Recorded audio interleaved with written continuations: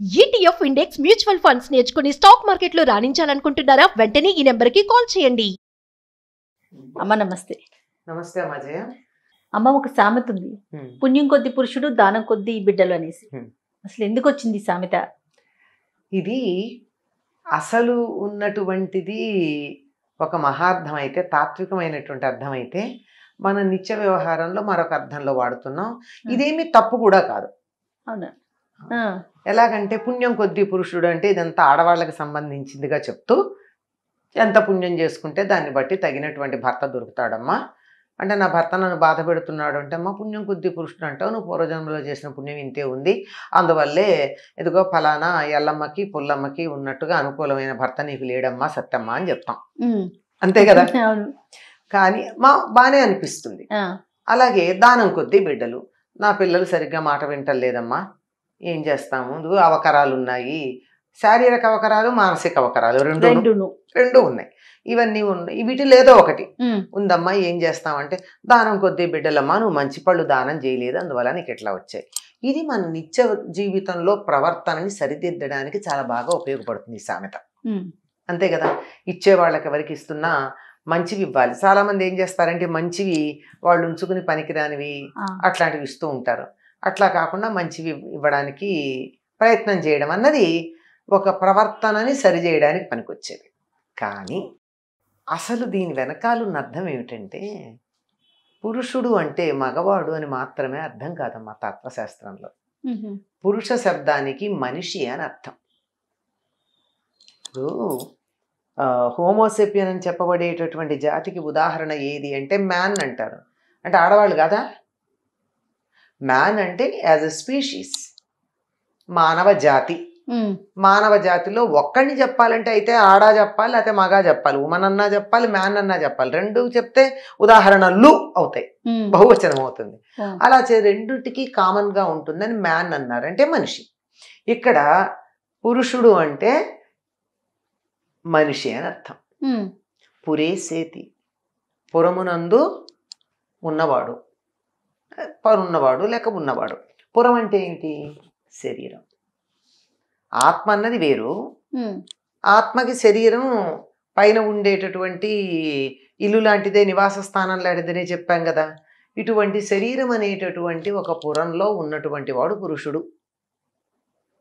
అంటే స్త్రీ పురుషులు ఇద్దరికీ సమానంగా వర్తించదగినటువంటి మాట ఇది.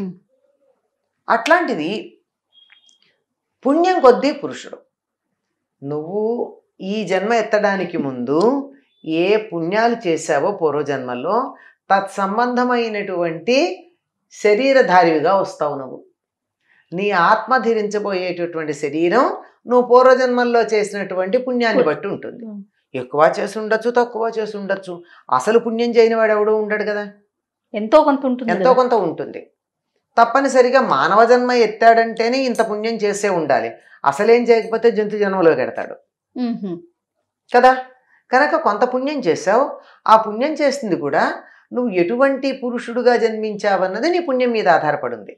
అందంగా ఉన్నావా, ధనవంతుల ఇంట్లో పుట్టావా, ధార్మిక మార్గంలో జీవించే వాళ్ళ ఇంట్లో పుట్టావా, అధర్మాత్ముల ఇంట్లో పుట్టావా, ఇలా ఏ దేశంలో పుట్టావు, ఎక్కడ ఉన్నాయి, ఇవన్నీ ఉంటాయి కదా. ఇవన్నీ దేన్ని బట్టి నిర్ణయించబడతాయంటే నువ్వు పూర్వజన్మలో చేసినటువంటి పుణ్యాన్ని బట్టి.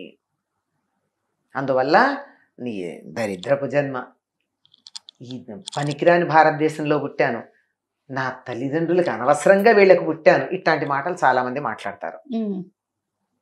అంతే కదా. వాళ్ళందరికీ చెప్పాల్సింది ఏమిటంటే ఇదే, నువ్వు పూర్వజన్మలో చేసుకున్న పుణ్యాలన్నిటినీ బేరీ వేసి కంప్యూటర్లో ఎక్కిస్తే, డేటా ఫీడ్ చేస్తే, అందులోంచి వచ్చినటువంటి రిజల్ట్ ఏముందో దాన్ని బట్టి నువ్వు ఈ తల్లిదండ్రులకు పుట్టావు. నువ్వు ఎవ్వరిని ఏమీ అనాల్సినటువంటి అవసరం లేదు, స్వయంకృతము అని చెప్పడం. నువ్వు ఎంత పుణ్యం చేసావో తత్సంబంధమే. అందువల్ల ఎవ్వరిని, దేశాన్ని కానీ, తల్లిదండ్రుల్ని కానీ, వాతావరణాన్ని కానీ, పరిస్థితుల్ని కానీ దేన్ని అనడానికి వీల్లేదు. నీ పుణ్యాన్ని అనుసరించి నీకు ఈ జన్మ వచ్చింది, అందువల్ల నోరెత్తకుండా ఉండు, అంతే అంతే అని చెప్పడం. అలాగే దానం కొద్దీ బిడ్డలు అంటే పూర్వజన్మలో చేసుకున్న దానమే కాదండి, ఈ జన్మలో చేసుకున్నదన్నా. నువ్వు ఎంత బాగా దానం చేస్తే నీ బిడ్డలు అంత మంచి వాళ్ళు ఉంటారు, అంత చక్కగా ఉంటారు. ఇప్పుడు ఇందాక ఒక మాట అనుకున్నాం, వైకల్యం అన్నది శారీరకం మానసికం రెండూ ఉండొచ్చు. ఎట్లా? ఓ మామిడి పండు తీసుకున్నాం, సరిగ్గా లేకుండా పైకి చుక్కలు మచ్చలు ఉన్నాయి.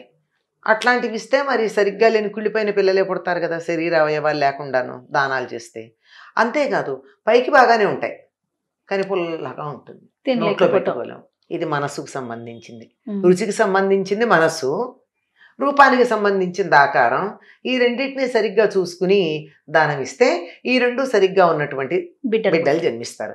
అయిందండి నాకు పిల్లలు పుట్టేశారు, ఇంక నేనేం చేయక్కర్లేదు, అయిపోయింది, పూర్వజన్మలో ఏదో చేశాను, ఆ పై జన్మ ఉందో లేదో నాకు తెలియదు, అసలు నేను జన్మ లేకుండానే చేసుకుందాం అనుకుంటున్నాను, ఇప్పుడు నేను చెయ్యాలా ఈ దానాలు అంటే అంటే అది కూడా అంటారు కదా. మనకి ఇవన్నీ ఎప్పుడు కూడా ప్రశ్నించటానికి బుర్ర ఎప్పుడు పనిచేస్తూనే ఉంటుంది. ఏంటంటే నీ బిడ్డలు ఎట్లా ఉన్నారు అన్నది నువ్వు ఇప్పుడు చేసే దానాలు బట్టి ఉంటుంది. ఇప్పటి వరకు బాగానే ఉన్నారు, ఏదో నువ్వు పూర్వజన్మలో చేసావు, నీకు మంచి పిల్లలే పుట్టారు, కానీ వాళ్ళు ఇంకా కూడా బాగానే ఉండాలిగా. ఇప్పటి వరకు మేడిపండులాగా బాగానే ఉండి వాళ్ళకి గుండెల్లో చిల్లో ఎక్కడో ఏదో పొల్లో ఏదో ఉండే అవకాశం ఉంది కదా, అవేం లేకుండా ఉండాలంటే ఇప్పుడు దానాలు చేయి.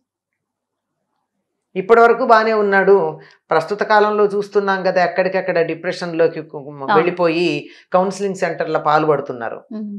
వాళ్ళకి అలా వెళ్లాల్సిన పని లేదు అంటే దానం చేయి. దానం చేస్తే అది ఎట్లా వస్తుంది ఏమో, ఫలితం ఎట్లా వస్తుందో తెలియదు, కానీ పంచుకోవటం నేర్చుకున్నటువంటి వాడు కుంగిపోడండి. తన దగ్గర ఉన్నది ఇతరులతో షేర్ చేసుకోవడం అలవాటు అయిందనుకోండి, అప్పుడు ఊరికే తన మనసులో ఉన్నటువంటి బాధని కూడా ఇతరులతో పంచుకుంటాడు. అప్పుడు కుంగిపోయే అవకాశం లేదు. చేతిలో ఉన్న పండు పంచుకునేటప్పుడే మనసులో ఉన్న బాధని కూడా పంచుకుంటారు కదా. ఇతరులతో చెప్పుకోవడం వల్ల సగానికి సగం సమస్యలు తగ్గిపోతాయి. డిప్రెషన్ తగ్గడానికి మార్గం ఏమిటంటే ఇతరులతో పంచుకోవడం. అందుకే కౌన్సిలింగ్ సెంటర్లలో చేసేది ఏముంది, కూర్చుని ఓపికగా వింటారు అంతే. వాళ్ళే మందులు ఇస్తారని కాదు, ఏమీ ఉండదు.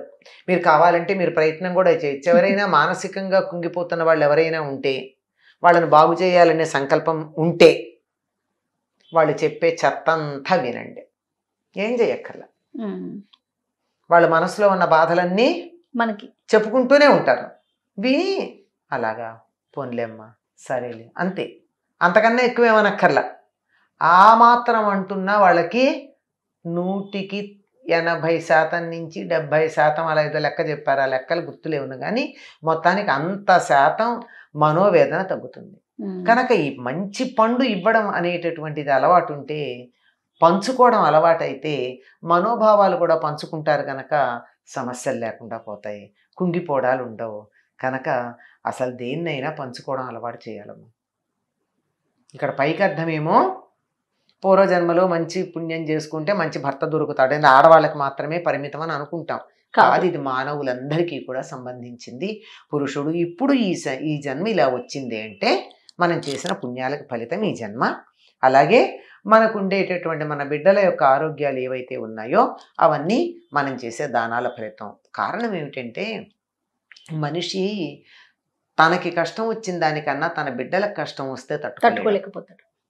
కనుక అలా తట్టుకోవాల్సిన పరిస్థితి నీకు రాకుండా ఉండాలి అంటే దానం చేయి. దాన్ని మనకి దైవత్వంతో జోడించి చెప్తే కొంచెం ఎక్కువగా ఆచరిస్తామని చెప్పి ఇది తాత్వికంగా ఉండేది. ఇందులో తాత్వికత ఉంది, తర్వాత సామాజిక స్పృహ ఉంది, వ్యక్తి యొక్క మానసికమైన ఆరోగ్యానికి సంబంధించిన విశేషాలు ఉన్నాయి, ఆ తర్వాత భగవంతుడితో జోడించడం కూడా ఉంది. ప్రతిదాన్ని అలాగే చెప్పారమ్మా మన వాళ్ళు. నమస్తే అమ్మా. Thank you. సంతోషం.